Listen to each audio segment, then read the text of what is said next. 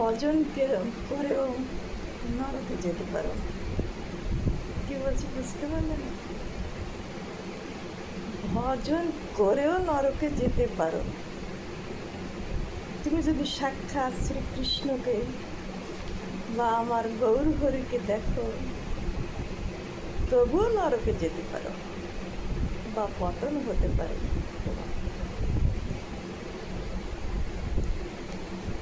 কেউ যদি মনে করে মুরারিধারী কৃষ্ণ দেখা দিলে বুঝি আমার জীবন সার্থক হবে, না, শ্রীরামচন্দ্রকে দেখলেও সার্থক হবে না। রামচন্দ্র তো তাঁর প্রজাদের বলেছিল, আমাকে দেখলে কিছু হবে না, আমার উপদেশ শোনো, আমাকে দর্শন করে তোমার সার্থক হবে না, কারণ তোমরা বড় ভাগ্যের ফলে মানুষ জন্ম পেয়েছ। ভজন যদি না করো, আমাকে দেখেও তোমরা এড়াতে পারবে না। অনেকে মনে করে ভগবান দেখা দিলেই বুঝি সব হয়ে যাবে। তাহলে দুর্যোধন শ্রীকৃষ্ণকে দেখেছে, তানার সাথে অনেক কথাও বলেছে। শুধু কি তাই, দুর্যোধনের মেয়ে লক্ষ্মণার সাথে শ্রীকৃষ্ণের পুত্রের সম্মর বিবাহ হয়, সে সম্পর্কে তারা বিয়ে। পরিবর্তন হলো কি? দুর্যোধনের হিংসা বৃত্তি পরিবর্তন হলো কি? তাহলে তুমি আশা করো কি করে যে কৃষ্ণ দেখা দিলে, রামচন্দ্র দেখা দিলে তোমার সব হয়ে যাবে? ভগবান রূপে বিগ্রহ তো দেখেছ, বিগ্রহ থেকে ভগবানকে আলাদা করা ঠিক না। বিগ্রহ আর ভগবান অভিন্ন। তাহলে বিগ্রহ দেখেছ, আমরা তো সবাই পরিবর্তন হলাম কোথায়? হয়েছে কি? রাম পরিবর্তন হবে না, তোমার নরকে যেতে হতে পারে।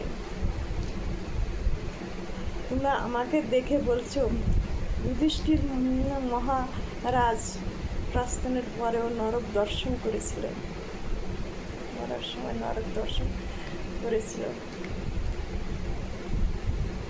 যারা মহাভারত পড়ো দেখেছি তো, কৃষ্ণ যাদের ছায়ার মতন কাছে লেগেছিল, সেই পাণ্ডবের ধর্ম যুধিষ্ঠির একটা মিথ্যা বলার কারণে তাকে নরকে যেতে হলো। তাই ভগবান সতর্ক করে দিলে, আমার সাথে থাকলেও হবে না। জীবনে যদি সত্য সুন্দরীর পূজারী না হও, আমাকে দেখেও যদি শ্রদ্ধা ভক্তি ত্যাগ সত্য না থাকে, তাহলে নরকে এড়াতে পারবে না। তাই ভগবানের দর্শন পাওয়া ভাগ্যের বটে, কিন্তু সৌভাগ্যেরও বটে, কিন্তু পরম সৌভাগ্য যদি ভগবান ভজন করিতে পারো, নিজের কল্যাণ দ্বারা পর্যন্ত করিতে পারবে, অপরের কল্যাণ হবে। ভজন ছাড়া কল্যাণ হবে না, ভজন চাই। বলো তো, তুমি অনেক বড় পণ্ডিত ও জ্ঞানী, অনেক শাস্ত্রজ্ঞ বলে, কিন্তু তোমার মুখস্থ ঠোঁটস্থ আচ্ছা সবই আছে, বলো তো, তাহলেই কি তুমি ভগবান পাবে? আচ্ছা বলো তো, আলোর জ্বালালে আলোর পরে ধুলার আস্তরণ দেখা যায়, কিন্তু আলোর ক্ষমতা আছে কি ধুলা পরিষ্কার করা? অনেকে মুখস্থ জ্ঞান আছে, কিন্তু চরিত্র দ্বারা ভজন দ্বারা অনন্ত পাপময় দুর্বিষণ দূর হয় না। তেমনি তোমার জ্ঞান, তোমার পাণ্ডিত্য দেখিয়ে যেতে পারে, কিন্তু তোমার ভজনের পথ কি জ্ঞান পরিষ্কার করতে পারবে? তোমার ভজনই তোমার সেই পরিষ্কার করতে পারবে। তোমার দেহের আবর্জনা কামনা বাসনা জ্ঞান দ্বারা পরিষ্কার করিতে পারবে। যদি না ভজন রূপ মার্জন না করো, এই ভজন রূপ মার্জনটা যদি না করো, তাহলে পরিবর্তন আসবে না।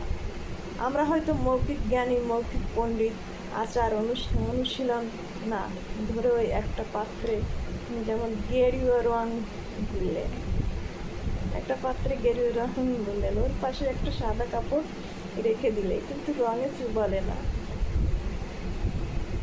তাহলে কি কাপড়টা, সাদা কাপড়টা হলো, রং হলো? রঙে না ভিজালে কি রং হলো? কখনই না, হলো না। সাদা কাপড় ধুলায় ধূসারিত হলো, রং তো হলো না। তেমনি হরিকথা, কৃষ্ণ কথায় যদি হৃদয় প্রেম রসে ভিজাতে পারো এবং রাঙাতে পারো, তাহলেই তো হবে ভগবান দর্শন। রাঙেরও মধ্যে সার্থক হবে ভজন, সৌভাগ্যের সার্থকতা হবে। তুমি যদি তোমার স্বরূপ জানতে পারো, স্বরূপটা মহাপ্রভু এক কথায় বলে গেছেন, জীবের স্বরূপ হয় নিত্য কৃষ্ণ দাস। কে না জানি বলো, জীবের স্বরূপ কি? নিত্য কৃষ্ণ দাস।